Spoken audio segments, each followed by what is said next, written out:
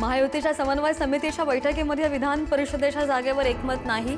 विधान परिषदेच्या जागांचा तिढा मुख्यमंत्र्यांच्या कोर्टात। मुख्यमंत्री आणि दोन्ही उपमुख्यमंत्री अंतिम निर्णय घेणार।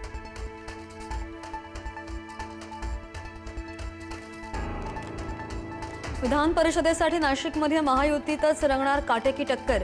भाजप, शिवसेना आणि राष्ट्रवादीमध्ये उमेदवारीवरून जोरदार रस्सीखेच। भाजपकडे सर्वाधिक मतदार असल्यानं जागांवर मजबूत दावे।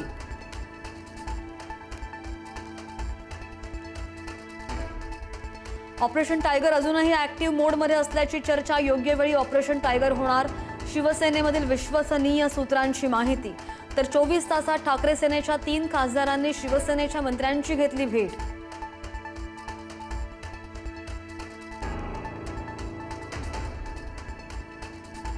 प्रल्हाद कुलकर्णीनं 135 पैकी 132 प्रश्न मोटेगावकरला दिल्याचं सीबीआयच्या चौकशीमध्ये निष्पन्न।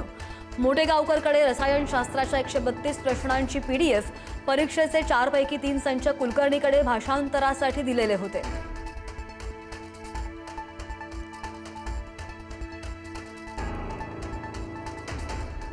नीट पेपर फुटी प्रकरणातील आरोपी शिवराज मोटेगावकरच्या मुलाची सीबीआयकडून 6 तास चौकशी। चौकशीनंतर मुलाला सोडलं। स्वतःच्या मुलासाठीच मोटेगावकरनं पेपर फोडल्याचा संशय।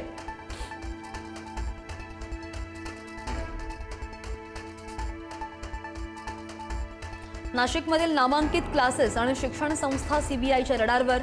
खैरनारच्या चौकशीतून काही खासगी क्लासेस आणि संस्थांची सुद्धा नावं समोर। सीबीआयकडून कोणत्याही क्षणी छापेमारी।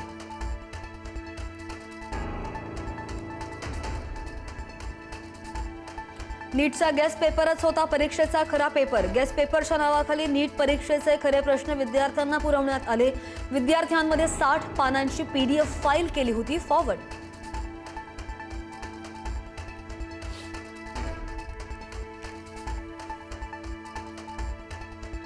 अजितदादांच्या मृत्यूच्या 6 दिवस अगोदर अशोक खरातनं तब्बल 5 मोबाईल हँडसेट बदलले।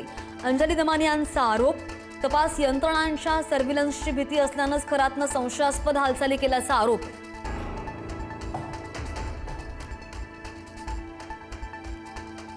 बेकायदेशीर आणि नियमबाह्य ऑनलाईन औषध विक्री विरोधात मेडिकल चालकांचा आज देशव्यापी संप।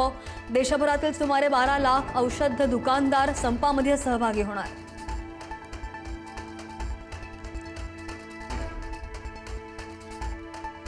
इंधन टंचाई हिंसक वळणावर। बॉटलमध्ये पेट्रोल देण्यास नकार दिल्यानं पंपावरील कर्मचाऱ्याला मारहाण। बुलढाण्याच्या शेगाव इथल्या पेट्रोल पंपावरचा प्रकार।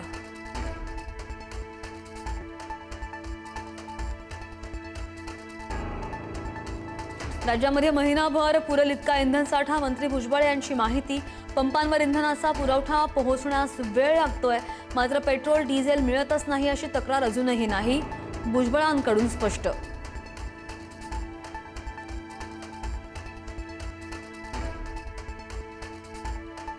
विदर्भात उष्ण लहरींचा जोरदार उद्रेक। अमरावतीचं तापमान सर्वाधिक 46.8 अंश सेल्सिअसवर। अकोला आणि वर्ध्यातील तापमानामध्ये सुद्धा 46 अंशांची नोंद।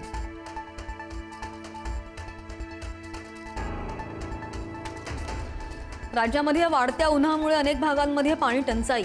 15 जिल्ह्यांमधील 633 गावं आणि 1652 वाड्यांना 706 टँकर्सद्वारे पाणी पुरवठा।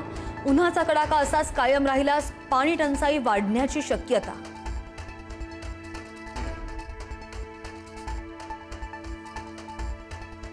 उल्हासनगर लवजिहाद प्रकरणातील आरोपींना एका दिवसामध्ये जामीन। एकाच दिवसात जामीन मंजूर झाल्यानं आश्चर्य व्यक्त।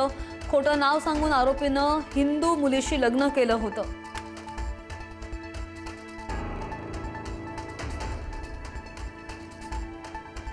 आणि पुण्यामध्ये पुन्हा एकदा कोयता गँगचा धुमाकूळ। कोंढव्यामध्ये तरुणावर भर रस्त्यात जीवघेणा हल्ला। 3 ते 4 जणांच्या टोळीचा तरुणावर सपासप वार। दहशत निर्माण करण्याच्या उद्देशानं हल्ला।